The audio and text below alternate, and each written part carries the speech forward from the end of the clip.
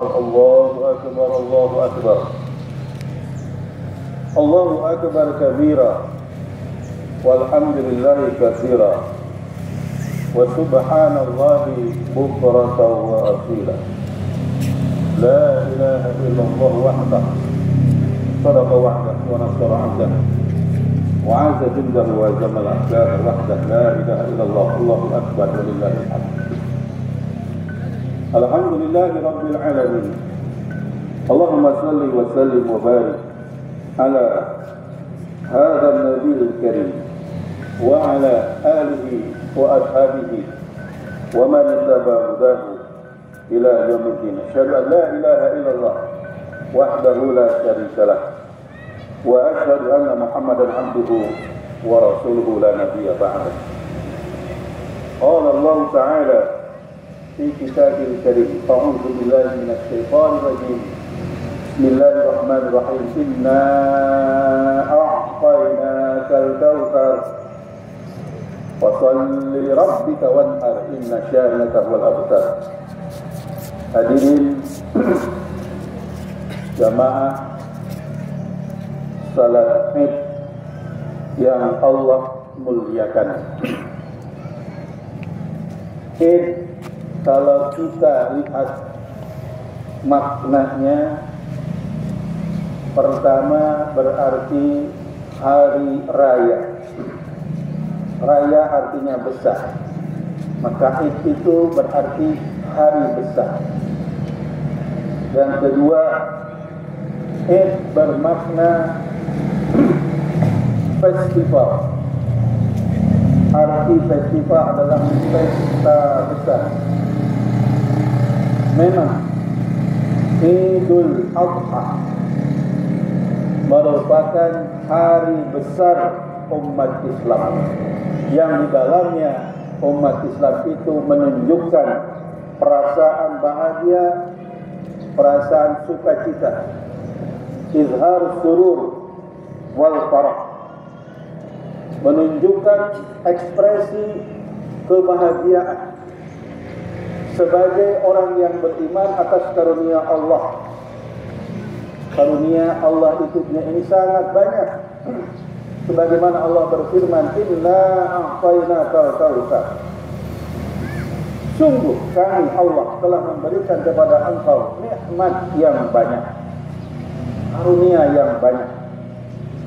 Allah telah mengkaruniai kita badan yang sehat sehingga kita dimintanya untuk menyembahnya dengan salat. Fasalli, gunakan badan kita yang sehat ini untuk menyembah Allah dengan cara salat. Gunakan badan kita yang sehat ini untuk menyembah Allah dengan cara puasa. Gunakan badan kita yang sehat ini untuk menunaikan ibadah haji. Karena ibadah haji tanpa badan yang sehat mesti ada kesulitan-kesulitan. Apalagi yang sakitnya sudah parah, tentu dia harus dirawat terbaring di atas kasur perawatan haji. Yang kedua, Allah Subhanahu wa taala telah mengkaruniai kepada kita harta yang banyak, al-mal. Maka Allah memerintahkan kepada kita untuk mengeluarkan zakat. Ibadah maliyah bagi yang sudah mencapai nisab serta haul wajib untuk zakat. Sebagai tanda syukur bahwa kita menerima harta dari Allah Subhanahu wa taala. Yang ketiga, Allah telah mengkaruniai kepada kita hewan-hewan yang dagingnya bisa dimakan, air susunya bisa diminum. Maka Allah Subhanahu wa taala merintahkan kepada kita untuk berkurban wanhar sebagai tanda syukur. Maka di hari Idul Adha sebagaimana juga di hari Idul Fitri kita menunjukkan rasa sukacita kita sebagai orang mukmin. Nanti habis pemotongan hewan kurban, dagingnya dibagi-bagikan sebagai hadiah orang kaya dapat, orang miskin dapat, bahkan orang yang tidak beragama Islam pun dapat. Menunjukkan Islam rahmatan lil alamin. Hadirin jamaah salat Idul Adha yang Allah muliakan. Sekarang kita mari menengok sejenak suri teladan dalam pelaksanaan ibadah kurban ini.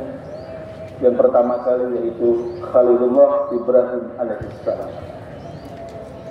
Beliau ini seorang kepala keluarga yang ketauhidannya mencapai tingkat sempurna, yang ditunjukkan dengan ketika Allah memerintahkan kepadanya untuk mengorbankan sampai kepada darah dagingnya sendiri, beliau tidak ada kata tidak atau ragu-ragu, apalagi menolak. Beliau tunduk patuh sepenuhnya, hendak betul-betul melaksanakan perintah Allah menyembelih putranya Ismail alaihissalam yang pada waktu itu kira-kira usianya mencapai 13 tahun. Padahal selama puluhan tahun Nabi Ibrahim tidak dikaruniai anak. Sampai usia tuanya barulah beliau Allah berikan keturunan Ismail alaihissalam. Tetapi ketika sedang cinta-cintanya kepada sang putra, justru Allah memintanya untuk disembelih. Ini bermakna bahwa dalam bertakwa itu mastata'tum, fattaqullaha mastata'tum. Di dalam memenuhi perintah Allah itu haruslah sebagus mungkin, semaksimal mungkin, ke puncak dari kesanggupan yang bisa kita berikan. Sebagaimana dicontohkan oleh Nabi Ibrahim alaihissalam. Yang kedua, istri beliau Siti Hajar adalah prototipe dari seorang istri yang saleh, seorang istri yang didambakan oleh seorang suami yang beriman. Bagaimana itu? Ketika Siti Hajar dan bayi Ismail ditempatkan di suatu lembah yang tidak ada air, tidak ada manusia, tidak ada tumbuhan, tidak ada hewan, tidak ada kehidupan di sana, maka Siti Hajar bertanya kepada suaminya, "Amarakallahu hadza?" Wahai suamiku, apakah yang kamu lakukan ini merupakan perintah dari Allah? Berulang-ulang menanyakan seperti itu sampai 3 kali. Kemudian barulah suaminya Ibrahim menjawab dengan singkat, "Na'am, iya." Maka kemudian sebagai istri yang salihah, Siti Hajar pun berkata, "Idzal la yubayyiru." Kalau begitu Allah pasti tidak akan menelantarkan kami. Singkat cerita,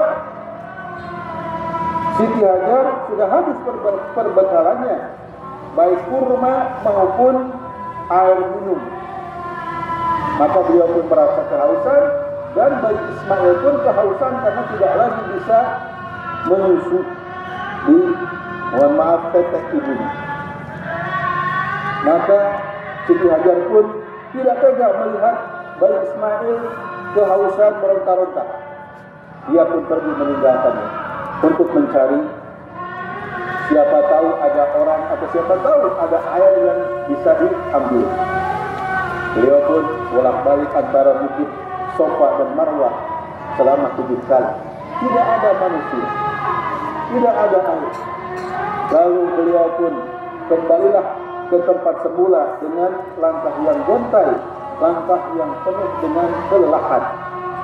Sampai tiba-tiba datanglah malaikat Jibril, dan malaikat Jibril pun mulai menunjukkan di mana di situ ada air. Kemudian dengan sebutkan dalam keterangan hadis, dengan sayapnya dia tepakkan sayapnya itu mengenai kepada tanah di dekat badannya bayi Ismail, kemudian keluarlah air Zam-Zam. Arti Zam-Zam adalah berkumpul. Itu menandakan kepada kita bahwa dalam ilmu tauhid, ketika Allah menempatkan seorang pun di antara kaum mukminin, janganlah merasa takut, janganlah merasa gentar, karena Allah pasti akan menolong. Itulah rahasia kenapa dakwah Islam itu bisa sampai ke seluruh penjuru negeri dunia ini, ke tempat-tempat yang sulit, ke tempat-tempat yang susah bisa sampai. Pinggir-pinggir pantai, di atas gunung, sampai di sana berbalik-balik Islam karena mengamalkan contoh dari keluarga Nabi Ibrahim alaihissalam. Kemudian yang ketiga, Ismail alaihissalam merupakan contoh generasi muda Muslim yang tangguh, yang tidak merasa khawatir sedikit pun harus menjalani resiko yang bisa mengancam jiwanya. Ya abati al ma tu'mar satajiduni insyaallah minas sabirin. Wahai bapakku, jangan ragu, lakukan saja apa yang diberitakan oleh Allah kepada engkau untuk menyembelihku. Saya insyaallah Allah akan mendapatiku termasuk golongan orang-orang yang sabar. Dibandingkan dengan generasi-generasi di zaman-zaman berikutnya, apalagi zaman kita saat ini, bagaimana militansi seorang generasi, seorang kader Muslim itu bisa kita lihat perbandingan. Remaja Ismail 13 tahun, dia sudah bisa memahami pesan wahyu.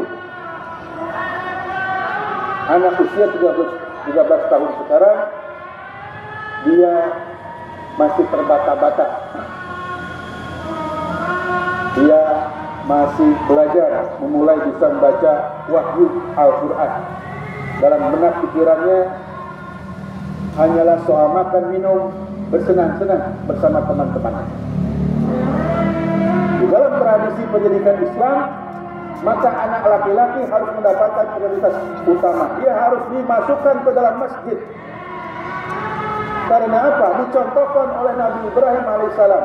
Dia tempatkan anak dan istrinya di Masjidil Haram, liyuqimus shalah, supaya mereka nantinya mendirikan sholat di situ. Ini pelajaran buat kita bahwa generasi umat Islam itu harus ditempatkan di masjid sebagai pusat pendidikan terbaik. Fihi rijalun yuhibbuna ayyatahharu.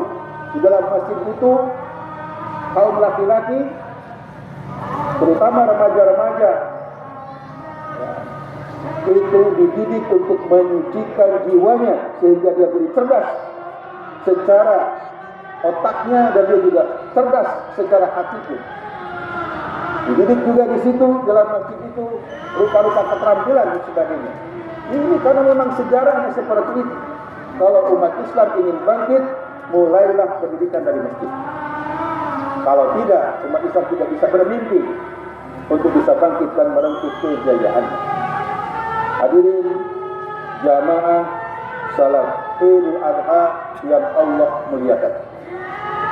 Banyak teladan sebetulnya yang bisa kita gali dari keluarga Nabi Ibrahim alaihissalam. Namun dikarenakan keterbatasan waktu, kiranya dicukupkan sekian. Nasrul minallah wa fadl farid wa basyiril mu'minin.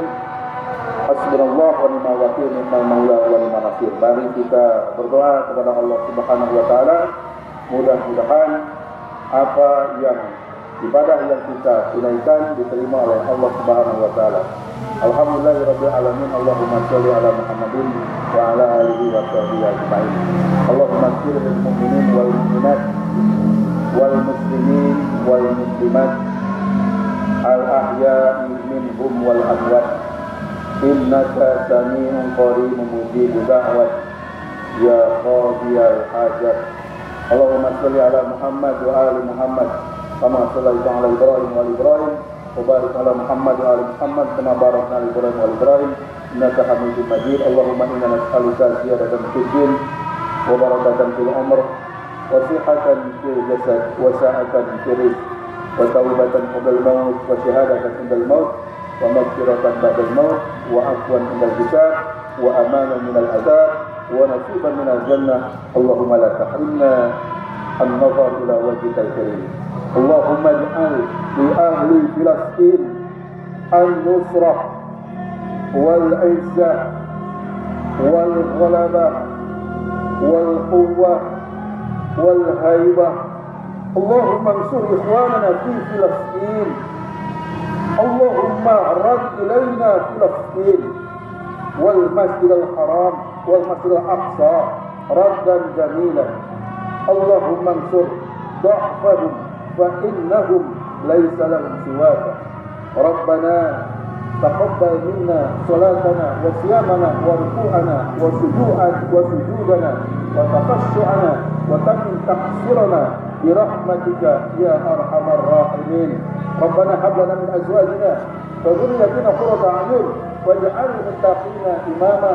ربنا آتنا في الدنيا حسنة وفي الآخرة حسنة وقنا عذاب النار. سبحان ربك رب العزة عما يصفون وسلام على المرسلين والحمد لله رب العالمين. والسلام عليكم ورحمة الله وبركاته.